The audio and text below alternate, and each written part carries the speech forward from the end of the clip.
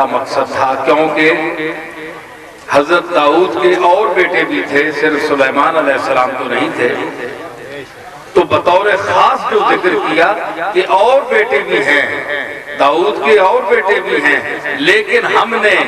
جو علم کا اور اس کی نبوت کا جسے وارث بنایا ہے وہ صرف سلیمان ہے۔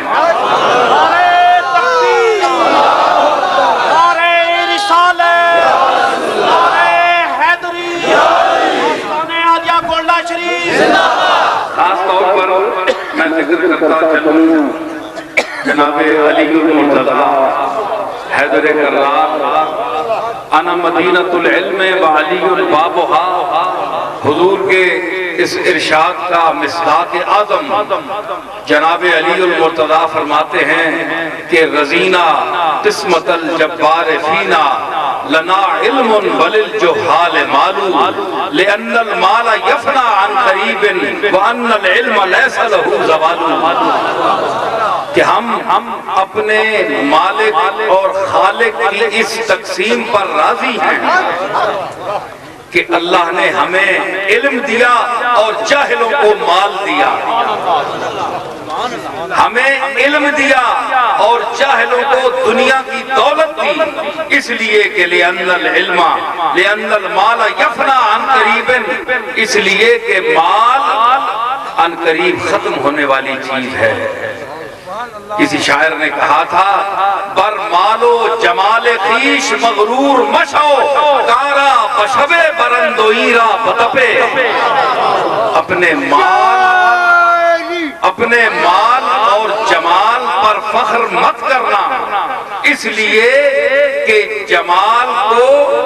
ایک بخار زائل کر دے گا، کوئی بیماری جسم کی آ گئی تو جمال ختم، اور اگر چور گھر پہنچ گئے تو مال ختم۔ تو اصل میں کیا تھا، حضرت علی نے اپنے دور کے ان لوگوں کو بھی ذہن میں رکھ کر یہ شعر کہا تھا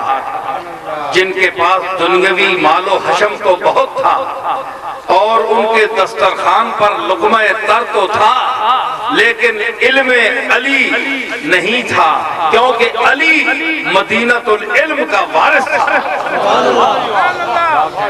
تو اصل میں وراثت جو ہے وہ علم کی ہے۔ اللہ نے کائنات جو بنائی ہے اس میں یہ تدبر اور تفکر کا حکم دیا ہے، غور کرو غور کرو، میں نے کیا بنایا ہے، کیوں بنایا ہے، کس لیے بنایا ہے۔ اس کے لیے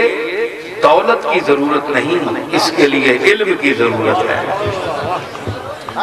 منبع علوم انبیاء علیہ السلام کی ذوات مقدسہ ہیں، جو مہبت علوم ہیں، جہاں پر علوم اترے ہیں اللہ کی طرف سے، اور اس کے بعد یہ سلسلہ چلا، صحابہ کرام اہل بیت اعظام کی معرفت، یہ سلسلہ تابعین تبع تابعین علماء امت فقہاء ملت کے حوالوں سے گزرتا ہوا ہم تک پہنچا۔ تو اصل میں یہ چیز ہے جس کو میں آپ بتا رہا ہوں کہ اصل میں علم ہے کہ علم کی وجہ سے انسان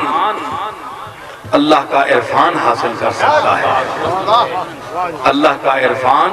علم سے حاصل ہوتا ہے، دولت سے نہیں ہوتا۔ اگر دولت سے ہوتا تو یہ جتنے بڑے بڑے اربوں پتی لوگ ہیں یہ اولیاء اللہ ہوتے، یہ سارے اللہ کے مقبول ہوتے، اور جہاں آپ کو فقر ملے گا، کوئی درویش ملے گا، کوئی صوفی ملے گا، کوئی فقیر ملے گا، کوئی ولی ملے گا، یا علی ملے گا، یا غوث جلی ملے گا، یا مہر علی ملے گا۔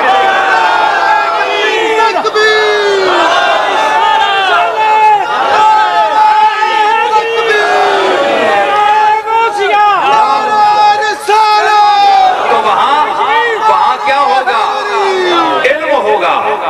علم ہوگا۔ اس کی میں مثال دیتا ہوں آپ کو، دلیل کے بغیر بات نہیں کروں گا میں۔ آپ بتائیں کہ جس دور میں متنبی قادیان نے آواز اٹھائی کہ میں بھی ذلی بروزی نبی ہوں، معاذ اللہ، ہندوستان علماء اور مشائخ سے بھرا ہوا تھا، لیکن اس نے ایک چھوٹے سے گاؤں میں بیٹھے ہوئے بوریا پر بوریا نشین فقیر پیر میر علی شاہ صاحب کو چیلنج کیا۔ اس کو پتا تھا کہ اس کے پاس دولت دنیا تو نہیں ہے، لیکن علم کی اتنی دولت ہے۔ ہائے ہائے، مرزا بیدل نے کہا تھا کہ بے شغان است درا